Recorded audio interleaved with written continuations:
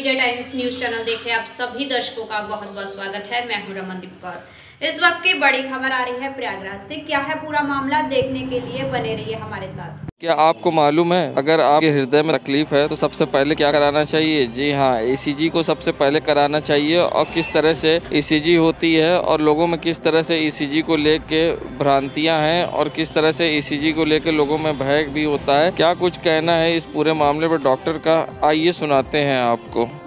आज हम आपको ईसीजी के बारे में कुछ बातें आपसे करेंगे। हमारे मन में बहुत सी भ्रांतियां हैं ईसीजी के बारे में और हृदय रोग के बारे में कि सिर्फ या जो है हृदय रोगियों को ही ये जांच लिखी जाती है। डॉक्टर जब भी लिखते हैं रोगी डर जाता है। ईसीजी का मतलब है इलेक्ट्रोकार्डियोग्राम।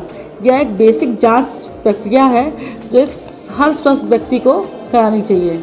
जैसा कि हम जानते हैं, हमारी आज की जीवन शैली इतनी व्यस्त और जो है भाग दौड़ भरी और थकान भरी हो गई है कि हम अनेक जो है बीमारियों से ग्रस्त हो जाते हैं। मोटापा, डायबिटीज़, ब्लड प्रेशर, इन सब चीज़ों का हमारे हृदय पे बहुत ही असर पड़ता है। इसके लिए हमें समय समय पे अपनी हृदय की जांच करानी चाहिए और हृदय की जांच हमारी ईसीजी से ही होगी। कोई भी शुरुआती लक्षण, जैसे आपको थकावट हो रही है, कोई भी काम करने में, सीढ़ी चढ़ने में घबराहट हो रही है, सीने में दर्द, नींद ना आना, ये सब लक्षण अगर आपको जरा सा भी अपने अंदर दिखे तो तुरंत अपने डॉक्टर से मिलें और एक ईसीजी कराएं। इसमें कोई भी डरने की ज़रूरत नहीं है, ना ही किसी तरह का जो है मन में भ्रम पालें कि जो है हमें हृदय रोग ही हो गया है। नहीं, बिल्कुल नहीं। आप एक ब्लड प्रेशर जैसे नाप पाते हैं, एक साधारण सी जांच कराएं और अपने दिल का ख्याल रखें, क्योंकि अगर हम इन छोटी छोटी बीमारियों को या छोटे छोटे लक्षणों को नज़रअंदाज कर देंगे जो बाद में हमारे गहन हृदय रोग का कारण बनता है। और आज के समय में भी भारत में या विश्व में सबसे ज़्यादा मौतें जो है हृदय रोग की वजह से ही होती हैं। ये हम अपने स्वस्थ जीवन शैली को अपनाएं और समय समय पर अपनी सभी जांचों को करवाएं, जिसमें ये हृदय रोग भी की जांच भी बहुत ज़रूरी है, जिसको हम ईसीजी कहते हैं।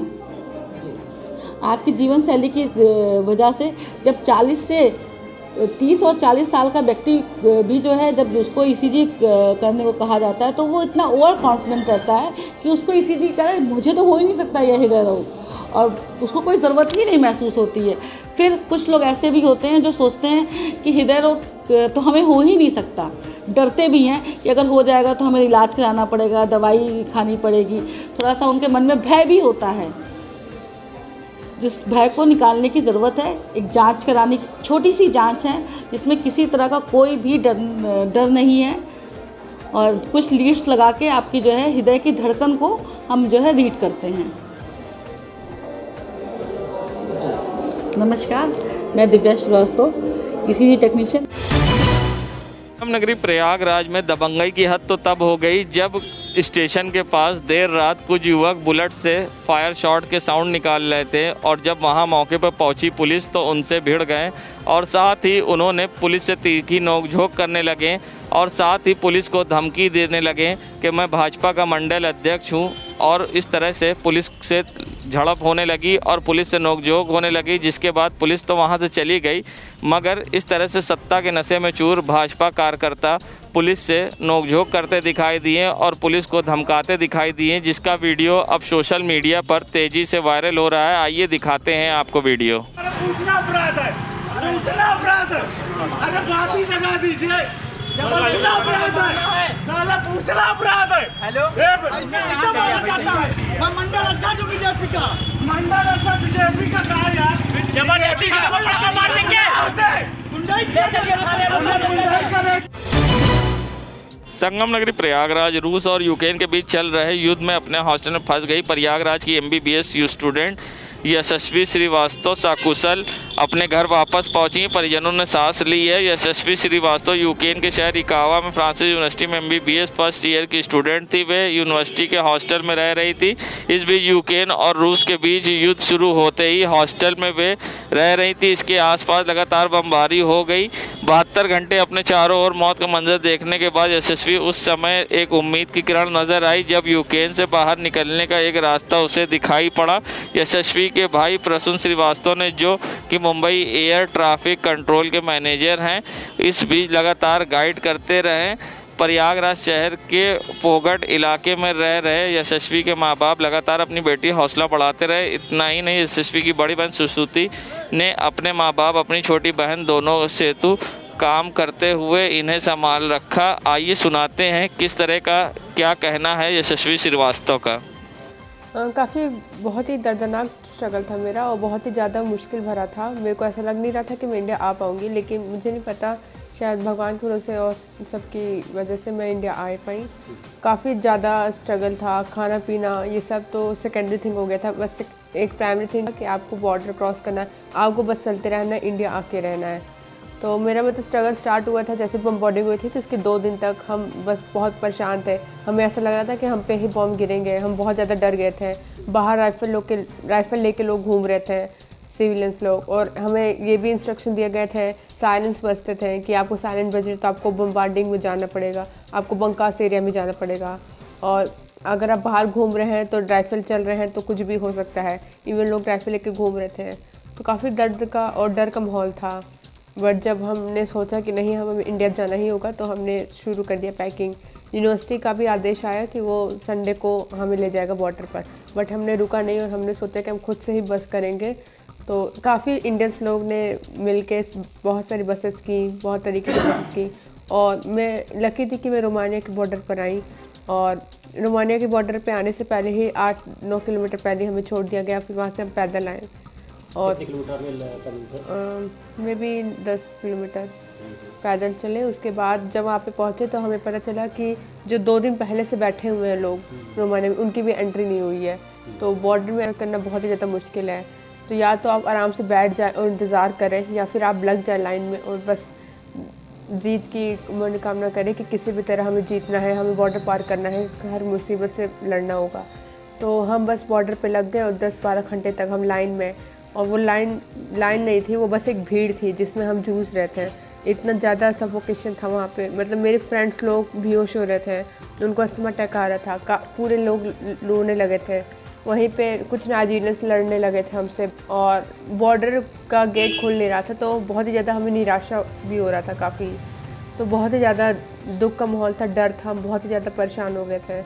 और हम मतलब 8-9 घंटे ऐसे खड़े रहते थे और बस एक ही आस में खड़े रहते थे कि कब वो 2 सेकंड आए, वो गेट खुले और हम उसे धक्का मुक्की करके किसी भी तरह उसके पार हो जाएं। लेकिन बहुत ही ज़्यादा मुश्किलों का सामना करना पड़ा, और इतनी ज़्यादा ठंड थी, माइनस में टेम्परेचर था, और खाना पीना तो मतलब उस टाइम कुछ नहीं था। ऐसा लग रहा था बस हम बॉर्डर पार कर ले, बस इंडिया पहुँच जाएँ, भले हम 3-4 दिन बिना खाए रह लें, लेकिन बस इंडिया पहुँच जाएँ। हाँ, मेरे भैया ने काफ़ी ज़्यादा मदद की। अगर वो नहीं होती तो शायद मैं आ भी नहीं पाती, क्योंकि उन्होंने मुझसे हमेशा कनेक्शन बनाए रखा, और काफ़ी अच्छे तरीके से उन्होंने मुझे इंस्ट्रक्ट दिया कि किस तरह बाहर जाना है, किस तरह कोप अप करना है।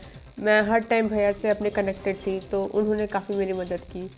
इंडिया गवर्नमेंट ने काफ़ी मदद किया मेरे बॉर्डर पार होने के बाद। वो मेरे बॉर्डर पार होने के बाद से लेके मेरे घर तक पहुँचाने तक उन्होंने अपना जिम्मा लिया और काफ़ी मेरी मदद की।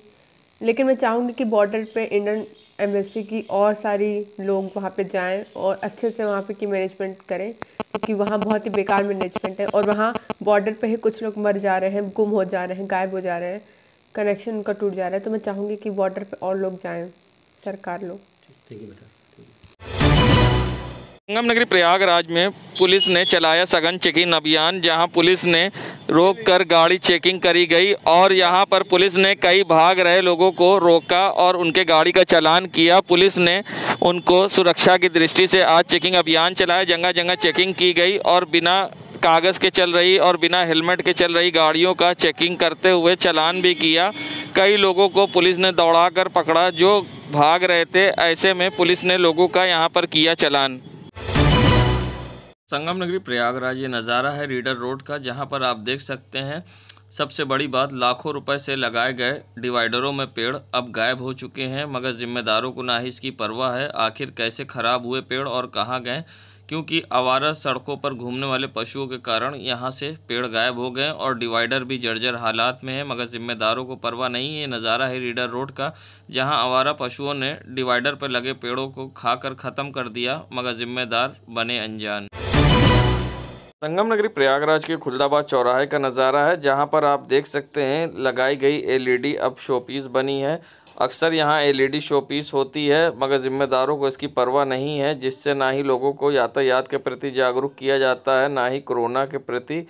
और लाखों रुपए से लगी एलईडी अब शोपीस बनी है और धूल फाक रही है, और ज़िम्मेदारों को इसकी परवाह नहीं है, और ना ही लोगों को अब जागरूक किया जा रहा है, ना ही यातायात के प्रति, ना ही कोरोना के प्रति ज़िम्मेदार बने अनजान। संगम नगरी प्रयागराज, जहां कमर्शियल गैस के दाम चुनाव होते ही बढ़े हैं, जिससे अब दुकानदारों और रेस्टोरेंट के मालिकों की मुसीबत बढ़ गई है और लोगों को परेशानी का सामना करना पड़ रहा है। इस पर क्या कहना है दुकानदारों का, आइए सुनाते हैं आपको। 14 केजी डोमेस्टिक सिलेंडर में तो अभी फ़िलहाल कोई बढ़ोतरी नहीं हुई, लेकिन 19 केजी कॉमर्शियल सिलेंडर में 105 रुपये 1 मार्च से लागू हुआ है। 105 रुपये बढ़ा है सिलेंडर कॉमर्शियल। और एक 5 केजी FTL होता है, उसमें 29 रुपये समथिंग बढ़ा 1 मार्च से। मेरा नाम कृष्णा पांडे, प्रबंधक अमर ज्वाला गैस सर्विस ममकोट। अब क्या बताएं भैया, इतना बेहाल है। यही गैस पहले आता था हम लोग का 1200 रुपये का, अब समझ लीजिए गैस 105 रुपये महंगा है, और इसके पहले 500 100 और बढ़ा था। सोचिए अब हम लोग को 1800-1900 रुपये 2000 रुपये तक का गैस पड़ रहा है। अब आदमी आम व्यापारी पता नहीं कैसे काम करे, क्या बचाए, क्या खर्च करे, क्या स्टाफ करे। परिचय बता दो। मैं यहाँ क्या बोलते हैं नेत्राम चौराहे पे चंदा कैफे से। नगरी प्रयागराज नज़ारा है जीरो रोड की सड़कों का, जहां आप देख सकते हैं किस तरह से सड़कों पर चारों तरफ गाड़ियां खड़ी हैं, और जिस तरह से गाड़ियां खड़ी हैं उनसे आने जाने वाले लोगों को काफ़ी परेशानी का सामना करना पड़ता है। मगर यातायात पुलिस ना ही यहाँ कोई कार्रवाई करती है, ना ही क्रेन आकर यहाँ से गाड़ियाँ हटाती है, और ना ही इनका चालान होता है। और ज़िम्मेदारों की लापरवाही से अक्सर यहाँ जाम भी लगता है, जिससे आने जाने वालों को परेशानी का सामना भी करना पड़ता है, मगर ज़िम्मेदार बने अनजान। नो पार्किंग में खड़ी होती गाड़ियाँ। संगम नगरी प्रयागराज की नज़ारा है चौक क्षेत्र का, जहां आप देख सकते हैं घंटाघर के पास सड़क किनारे किस तरह से ई रिक्शा चालकों द्वारा अतिक्रमण सड़क पर किया गया है, जिससे रोज़ यहां जाम की स्थिति उत्पन्न होती है यहां पर। जबकि पुलिस बूथ है सामने, और पुलिस बूथ के सामने ई रिक्शा चालक यहां पर खड़ा कर देते हैं, जिससे जाम की समस्या उत्पन्न होती है और आने जाने वाले लोगों को परेशानी का सामना करना पड़ता है, मगर जिम्मेदारों को ना ही कोतवाली पुलिस को इसकी परवाह, लोग होते परेशान। देश दुनिया की खबरों के लिए world media times news channel को सब्सक्राइब करें।